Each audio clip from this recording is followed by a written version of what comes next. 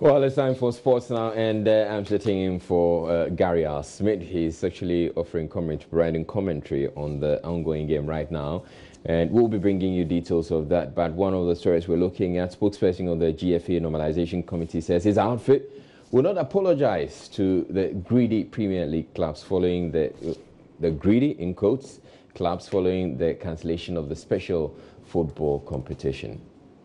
The import of that paragraph was to emphasize that a certain level of greed, a certain level of selfishness, a certain level of braggadocio were exhibited, and that brought our football this low. And indeed, anybody who watched the Anas video would bear witness to the fact that the title was "When Greed and Corruption Becomes the Norm."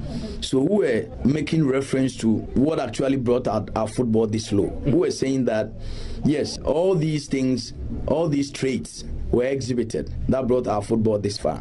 But we are not going to allow our football to die on the altar of these attributes of selfishness, greed, and braggadocio. We did not mean to insult anybody, and they have to take it from us. Dr. Kofi Amoah has a lot of respect for the major football constituents, and he would never insult anybody. But in terms of the money they're asking for accountability and transparency, if the Normalization Committee apologizes to the clubs, it's a bad taste. It's in bad taste. I think if you read the last paragraph of what they wrote, the statement they gave up, didn't call for any apology. Okay. They were referring to, in fact, they were referring to a specific issue, including Ghanaians.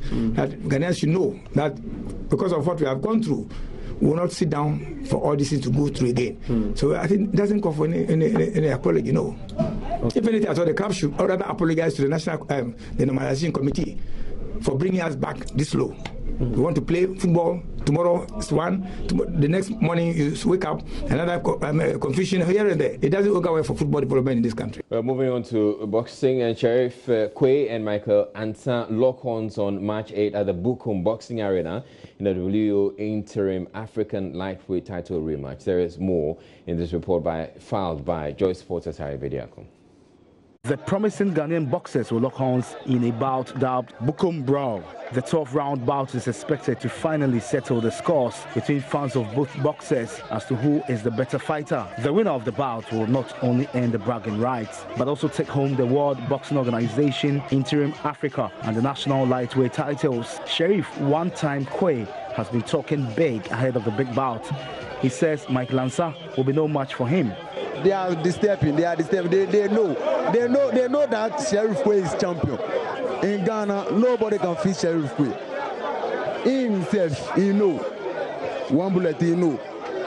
And this is the response of Michael One Bullet Ansah. Me, I know say Sheriff Quay is a toothless boxer, he can't bite. At the same time, he's a too radical. Sheriff Quay is a toothless boxer, he can't bite.